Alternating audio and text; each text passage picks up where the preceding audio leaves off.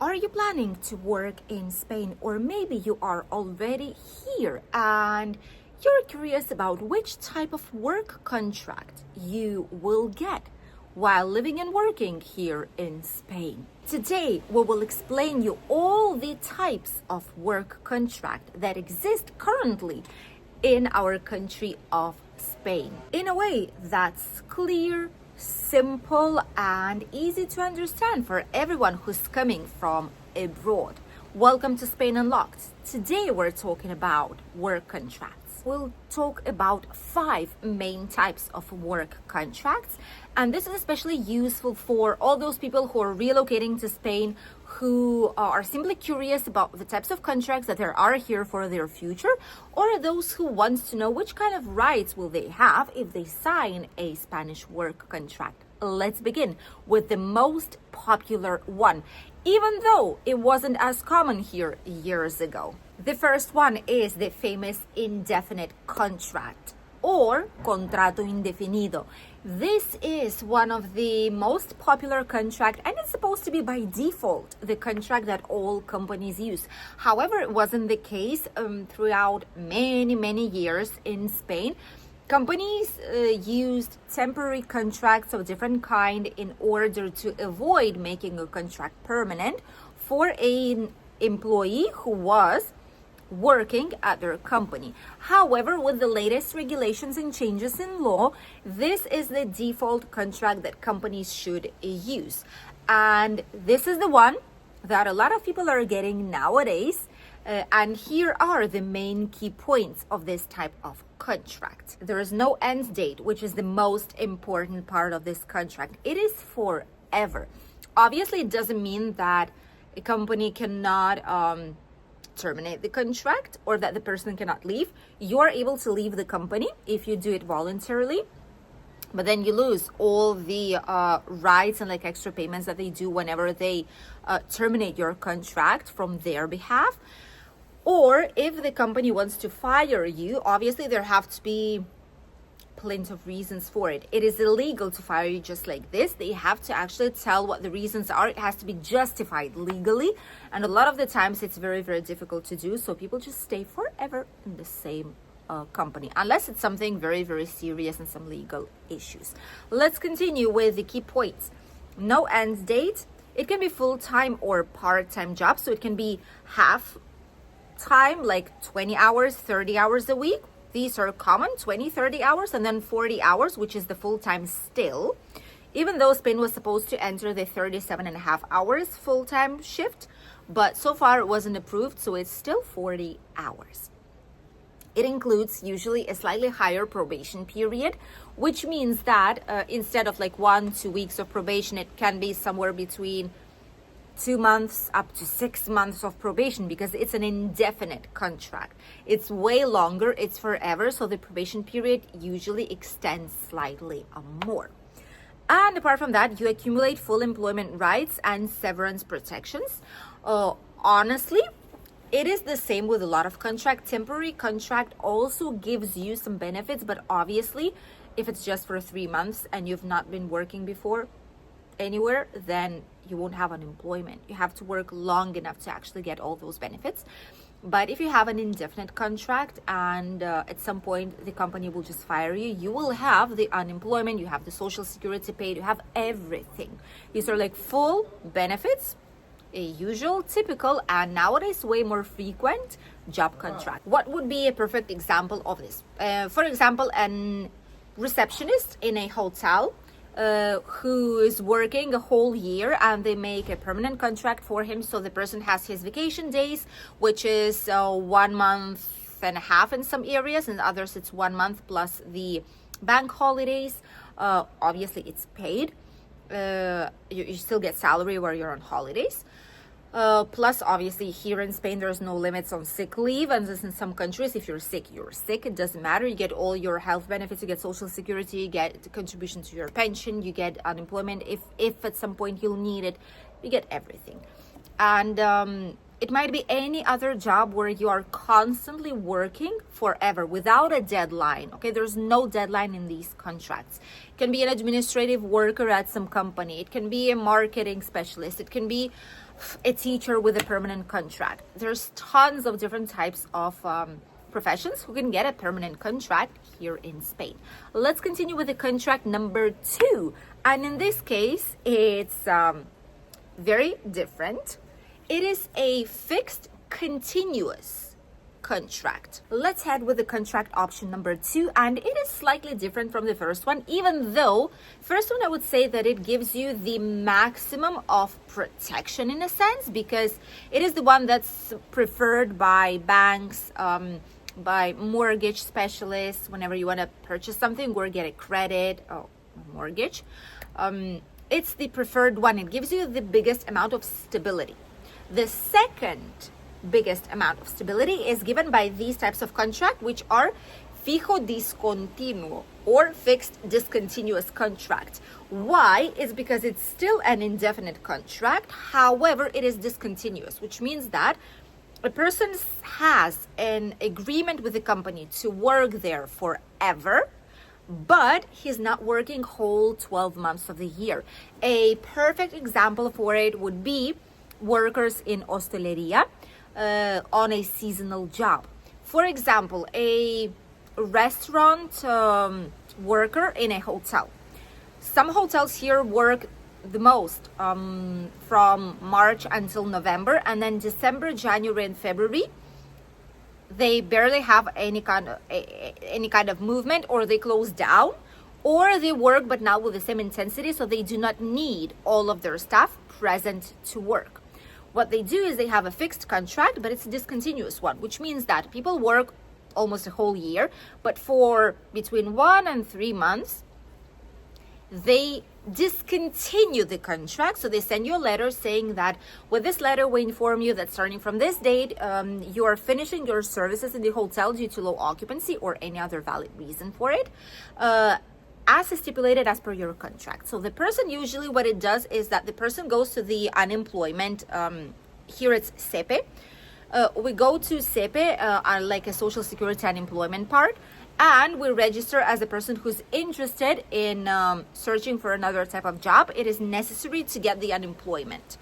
So you get unemployment for a month, 2, 3, how much you have left, and then the company asks you back. They send you another letter, or they send you a message, they call you saying this day you have to reincorporate to your job positions as required per your work contract. So you just come back and that's it, and you start working, and the next year and the next year it's going to be exactly the same thing. So it's full forever contract. It's just at some moments of the year you're not working for a company, but you can get unemployment, for example. That's more or less how it works. You still get all the protection, you still get all the benefits. You can get the unemployment, so you're not actually like missing on payments. You're not missing on income as per se. It is still valid for all the mortgage purposes and different types of credits. It still is. And it's still stable.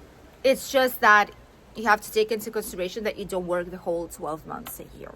But perfectly valid. And a lot of people here in Valencian community, especially South Spain, have these types of contracts, those who work in something related with tourism. The third contract was the one that was illegally kind of used throughout many decades in Spain with all those companies who wanted to avoid providing a permanent contract to their employees. And obviously it's called a temporary contract. Contrato temporal. These types of contracts, the main parts of it would be 2. A temporary contract can be subject to production, like due to production needs, necesidades de producción, or it can be a substitution of someone. First of all, the ones that are production needs is something when you have a fixed date. In general, a temporary contract obviously has a start date and it has the end date.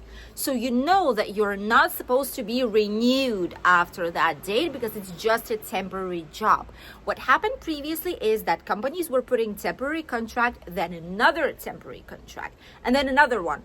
And like this up to 2 years, I think, of duration. That's what was happening previously. And then eventually, if they had nowhere else to go, if they didn't find anyone, if they needed desperately someone, They hired you on a permanent contract, but they were using all this time to get just temporary contracts on it. That's how it worked. But luckily now, with all the latest regulation change and law changes, this contract is not valid anymore to use it for such a long time. It's only for a fixed period of time and for a fixed date. Afterwards, if the company wants to hire you, permanent contract it is. And if not, obviously you know that this is the end date and that's it. You can search for another job starting from that date. So whenever there is the circumstances of production increase, it might be summer season in a bar. It might be for some kind of festivities and celebrations. It might be Christmas campaign in the shopping mall. It might be specific dates when the company, for example, in administration and accounting, they need some more work because they're closing on the year and they need some help. Or, I don't know, marketing campaigns where they are subcontracting somewhere from outside. Different types of options for different types of job profiles and sectors. Different types of professions, but the main thing is this: it's for a fixed time. It shouldn't be renovated technically, and it is the contract that you know that if it's for production, it's going to be just for that time and that's it. You still get your social security, you get your unemployment, it sums up. Okay, so you still get all the benefits. It's just that it's not forever, it's not fixed. And with these types of contract, you will not get a credit or a mortgage because these are just for a limited amount of time. The second half of it, which doesn't depend on production, it's a substitution type of contract. It's also temporary, and that is when you substitute someone who is ill, someone who went on a maternity or paternity leave. It's something temporary when you work instead of another person that has this job position. So unless that person decides to quit all of a sudden, this job position is not available for like on a permanent basis. Okay, it's just to cover this amount. And sometimes it might be 1 week, 2 weeks, a month. If it's a maternity leave, it's up to 6 months or maybe more. It depends on a person. But usually these types of contracts, you know already, or holidays, for example, you know already it's not going to last for too long. But if a person wants to get some extra money maybe while waiting for something else, why not? You can take a chance and get this type of contract, but you should know that it's not going to be a fixed contract unless something magically happens and they will offer you the position and the other person leaves. Overall, as a summary, in Spain, companies can get very, very big fines if it's discovered, and they actually got quite big fines recently, dozens of millions of euros in Spain in general, when using temporary contracts without a valid reason, which is why nowadays you can see way more fixed contracts than what we used to see before. And it's obviously for the best because it gives stability to a lot of people and families. Let's continue with the next type of contract. The part number 4 is training/alternance contracts. These types of contracts are not practice. Okay, these are not practice required by law when you're studying in a university or in any kind of official institution for studies. This is just something that, for example, independently, you're a student. It's more for like people, those who are studying, those who are just starting the working world. And for example, you're studying cooking, and all of a sudden you see there's a job position as like a trainee, as a part of learning. It's for reduced working hours, it usually is, and it also pays way less than a typical person who's not their own like a training contract. But if you want to gain some experience and still earn a little bit of money while studying, that might be a good option. Typically, and it's related with the last contract that I'll let you know right now about, which is the professional practice contracts. Both of these last ones, for a fourth and this one, sadly, companies do forget that it's a learning contract. And a lot of the times what we see is that with these types of contracts, they literally put everything on your shoulders and they give you responsibilities and the amount of work that usually a person with a full salary does. And that's an issue. At least that's how it was. Nowadays, it's way more cautious because obviously there's way more fines, there's way more control on the contracts. and companies are not risking it that much. But previously, like past decades and past times, it was very common to get either a training contract or a professional practice contract, in this case, which is not paid, for while training contract is paid, way less, reduced hours, but it is a little bit. Professional practice contracts are slightly different. It's not the same as doing practice at the university, because there you have like specific contracts with the institution and it's different. But usually these types of contracts are for those who have recently graduated, and it has to be within the next upcoming 3 years from your from when you finish the studies. Honestly, I've not seen anyone do these types of contracts. People usually tend to get like a real job already and like a full normal contract, and not the professional practice one, because it doesn't really make much sense, honestly. Companies love these because they can pay slightly less salary. It goes anywhere from 70%, 80%, 90%, maybe even a full salary if you're really, really lucky, but usually it's slightly less what is paid whenever you start to practice. And it is because companies feel like you don't have any kind of knowledge just yet, you're recently graduated, so they have to show you a lot of things, and so like you cannot get the full salary because you don't know anything just yet, right? So that is how it works. And these types of contracts, usually they go anywhere from 6 months up to 1 year, and then obviously it's supposed to be changed to like a regular work contract. This is in theory. In practice, people almost never do that.